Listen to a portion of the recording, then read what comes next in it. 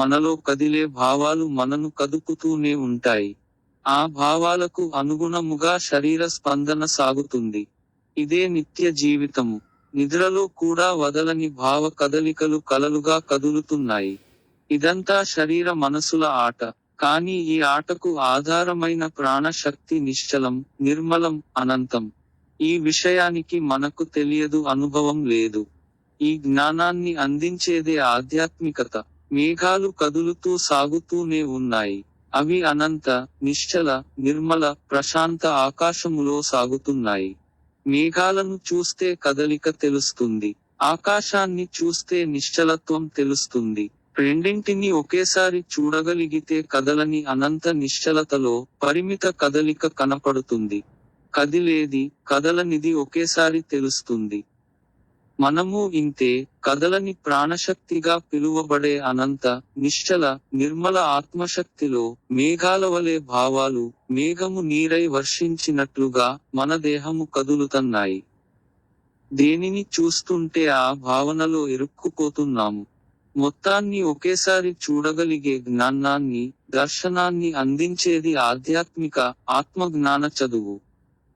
ఇది మన స్వీయ జ్ఞానము.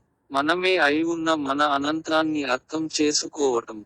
ఎప్పటికైనా, ఎన్ని జన్మలకైనా, మనను మనం సంపూర్ణముగా తెలుసుకోక తప్పదు. ఈ ప్రయత్నం ఎప్పుడు చేస్తాము అన్నది మన. God bless you. కదిలే భావాలు మనను కదుపుతూనే ఉంటాయి. ఆ భావాలకు అనుగుణముగా శరీర స్పందన సాగుతుంది. ఇదే నిత్య జీవితము. నిద్రలో కూడా వదలని భావ కదలికలు కలలుగా కదులుతున్నాయి. ఇదంతా శరీర మనసుల ఆట. కానీ ఈ ఆటకు ఆధారమైన ప్రాణశక్తి నిశ్చలం, నిర్మలం, అనంతం. ఈ విషయానికి మనకు తెలియదు, అనుభవం లేదు. ఈ జ్ఞానాన్ని అందించేదే ఆధ్యాత్మికత. మేఘాలు కదులుతూ సాగుతూనే ఉన్నాయి. అవి అనంత, నిశ్చల, నిర్మల, ప్రశాంత ఆకాశములో సాగుతున్నాయి.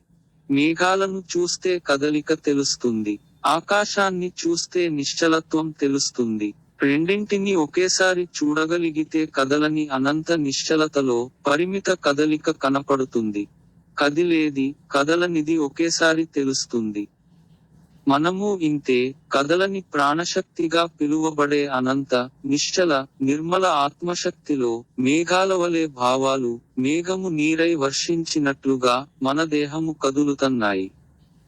దేనిని చూస్తుంటే ఆ భావనలో ఇరుక్కుపోతున్నాము. మొత్తాన్ని ఒకేసారి చూడగలిగే జ్ఞానాన్ని, దర్శనాన్ని అందించేది ఆధ్యాత్మిక, ఆత్మజ్ఞాన చదువు. ఇది మన స్వీయ జ్ఞానము. మనమే అయి ఉన్న మన అనంతాన్ని అర్థం చేసుకోవటం. ఎప్పటికైనా, ఎన్ని జన్మలకైనా, మనను మనం సంపూర్ణముగా తెలుసుకోక తప్పదు. ఈ ప్రయత్నం ఎప్పుడు చేస్తాము అన్నది మన. God bless you.